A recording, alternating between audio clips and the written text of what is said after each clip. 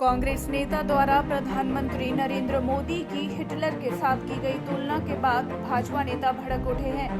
मंडी जिला के संदोल में केंद्रीय विद्यालय का शिलान्यास करने पहुंचे केंद्रीय शिक्षा मंत्री धर्मेंद्र प्रधान और सूचना एवं प्रसारण मंत्री अनुराग ठाकुर ने कांग्रेस नेता के बयान की निंदा की और तीखा जुबानी हमला बोला।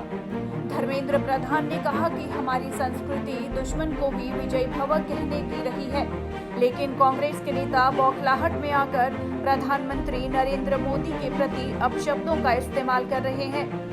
उन्होंने कहा कि इस प्रकार की असभ्य भाषा का हमारी संस्कृति में कोई स्थान नहीं है और इसकी जितनी हो सके उतनी निंदा की जानी चाहिए। आपको मालूम है, कांग्रेस पार्टी के एक बड़ा नेता ने आज कहा है मोदी जी को हिटलर की मौत होनी चाहिए। क्या हमारी संस्कार में, हमारी परंपरा में हम किसी की नाश हो जाए ये अभिशाप हमारी संस्कृति में देते हैं क्या भाई? हम शत्रु को भी विजय भव कहते हैं, ऐसा संस्कार हमारे पास है। क्या समझाना चाहते हैं? क्या इस देश की जनता मोदी जी को ऐसे अपशब्द कहने वाले लोगों को माफ करेगी? भाई और बहनों, करना चाहिए भाई और बहनों। मित्रों, इसको कितना भी कठोर शब्द में निंदा किया जाए वो कम होगा।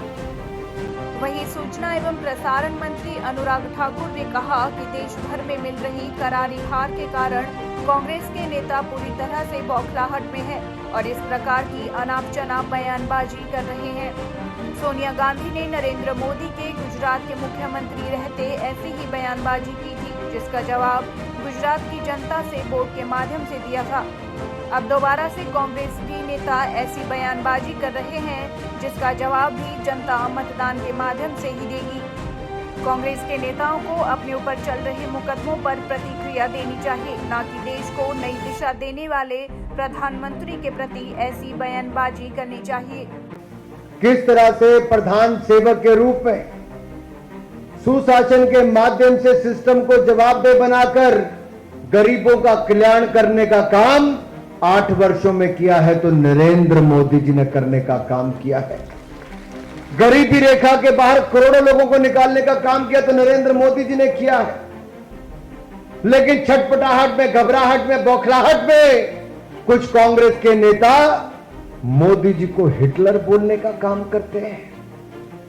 उनकी जुबान से बार बार वो गंदी बातें उस नेता के लिए निकलती हैं जो मात्र हिंदुस्तान का ही नहीं, दुनिया का सर्वाधिक लोकप्रिय नेता के रूप में चुने गए तो नरेंद्र मोदी जी चुने गए, जिनको एक बार 272 सीटें जिताकर 2014 में आप लाए तो 2019 में 303 सीटें जिताकर हिंदुस्तान की जनता ने वापस प्रधानमंत्री बनाया है।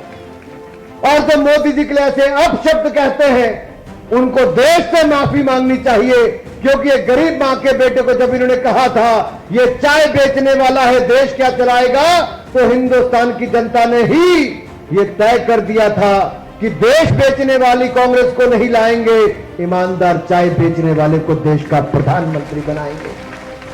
शायद कांग्रेस भूल गई कि सोनिया गांधी जी ने जो मोदी जी को मौत का सौदागर कहा था, तो उसके बाद गुजरात की जनता ने एक तरफा वोट देकर मोदी जी को देश, उस समय गुजरात का मुख्यमंत्री वापस बनाया था।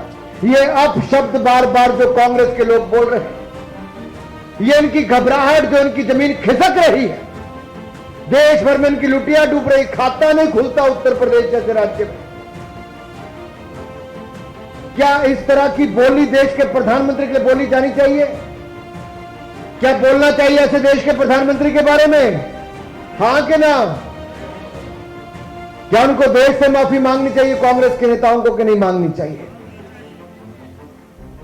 मैं ये कहना चाहता हूं सोनिया जी, राहुल जी और कांग्रेस के नेताओं से, आप अपने भ्रष्टाचार का जवाब दीजिए जो आपसे एजेंसियां पूछ रही।